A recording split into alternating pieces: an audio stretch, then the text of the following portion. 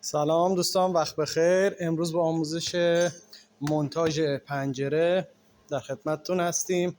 یه دونه فریم اول میاریم، شماره فریم رو نگاه میکنیم. فریم شماره 4. روی نقشه شماره 4 رو پیدا میکنیم، مولینش رو میاریم، مولین رو نصب میکنیم. مشخصه 779 از سمت راست. مولین که نصب شد، سش شماره 4 رو میاریم، معیارسش جلوی کار سمت دستگیره و پایین کار میزنیم. داخل چارچوبمون جا میندازیم، لولاهامون رو نصب میکنیم.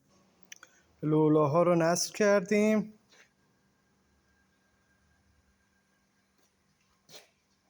حالا میریم یراقالات رو نصب کنیم. یراق جایگذاری کردیم.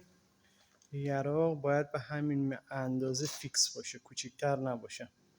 یراق دو تا قسمت کله قارچی دوتایی میفته بالا، یه دونه میفته سمت پایین کار که تخلیه آب داره. تخلیه آب ببینین، تخلیه آب خیلی اهمیت داره تو پنجره. اینو نصب میکنیم. 5 میل بالاتر از این رو فریم زاماکمون نصب میکنیم. زاماکمون هم با پیچ 4 نصب میشه، پیچ 4 خودکار. میشه یه دونه پنجره که زهوارم میخوره، کارش تمام میشه.